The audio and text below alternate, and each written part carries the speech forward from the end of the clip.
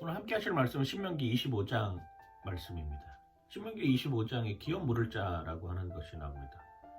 형이 결혼을 하고 죽어버리는 경우 동생이 그 아내를 다시 취하여서 자녀를 낳고 대를 잇는 이런 과정들을 겪게 되는 것이죠. 내가 대를 잇지 않겠다라고 하면은 신발을 벗어가지고 침을 뱉고 나 안 하겠다라고 선언을 하는 것입니다. 그러면 다른 가까운 친족을 그에게 소개를 시켜주는 것이죠. 룻과 보아스의 경우가 이런 경우였습니다.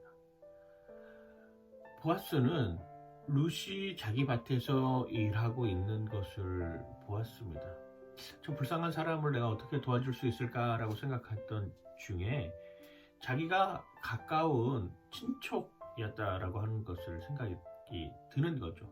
그리고 나서 그 여인과 결혼할 수 있는 여건을 마련을 합니다. 그런데 먼저 기업을 물을 사람이 있었기 때문에 그 사람에게 물어보죠. 그 사람이 신발을 던지고 나는 상관하지 않겠다라고 이야기를 하고 보아스가 룻과 결혼하는 장면을 우리는 기업 물을 자의 전형적인 모습으로 보게 되는 것입니다.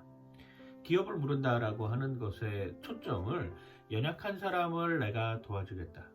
힘들고 어려운 상황에 대해서 고통받는 상황에 있는 사람들을 내가 섬겨주겠다라고 하는 이런 마음에서 받아들여야 된다라고 하는 것이죠.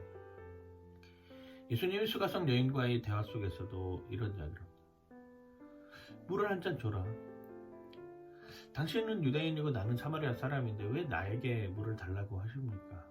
그리고 이 여인이 이래. 우리가 어디 가서 예배 드려야 합니까? 하나님은 영이시니 예배하는 자가 영과 진리로 예배할지니라 하라.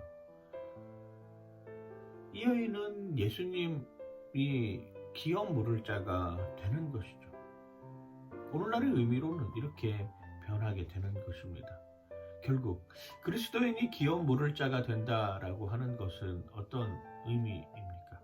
내 시선이 그런 사람들에게 눈을 향하고 있어야 되는 것이죠. 위로가 필요한 사람에게 시선이 고정되어 있어야 하고, 경제적인 어려움에 처해 있는 그 상황 속에 놓여 있는 사람에게 시선이 가야 되는 것이고, 나 혼자 그냥 잘 먹고 잘 살고 나 혼자 5,000명분 깔고 앉아서 먹는 그런 삶이 아니라 어떻게 하면 넉넉하게 5,000명에게 먹을 것을 나누어 줄 것인가를 고민하는 그 고민의 현장에 있어야 된다라고 하는 것입니다. 이게 바로 그리스도인들이 기업 물을 자가 되는 요소라고 하는 것이죠.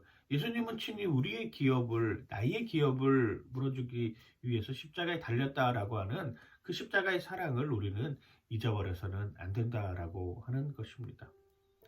기업을 물은다라고 하는 것은 그 사람이 가지고 있던 생활 여건, 그 사람이 가지고 있는 환경, 그 사람이 어려움에 처한 원인들을 살펴보고 그걸 내가 담당하겠다.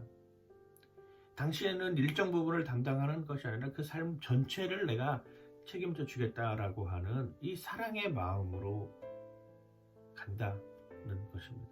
이게 바로 기업 물을 자가 해야 될 일이죠. 결국 신명기에서 이야기하는 것들, 신명기에서 말하는 삶의 요소들은 바로 그러한 모습입니다.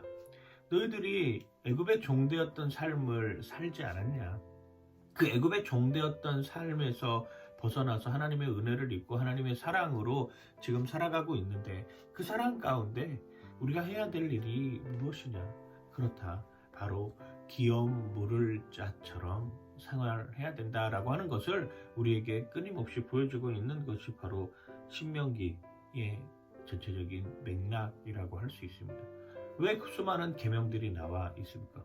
왜 다시금 이스라엘 백성들에게 그 계명을 전해주고 있는 것입니까? 왜 수많은 규정들을 통하여서 그 규정들이 잘 쓰여지기를 바라는 마음으로 우리에게 알려주고 있습니까?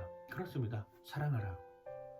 사랑하라고 그 규정들을 만들어 놓은 것입니다. 고아와 과부와 궤부를 돌아보라고 우리에게 알려주는 그 모습이라고 하는 것을 기억하시면서 여러분들의 삶 속에서 고아와 과부와 객을 돌아보고 사랑을 실천하는 기업 물을 자로서의 역할을 감당하는 여러분들 되시길 주님의 이름으로 간절히 축원하고 축복합니다. 파이팅!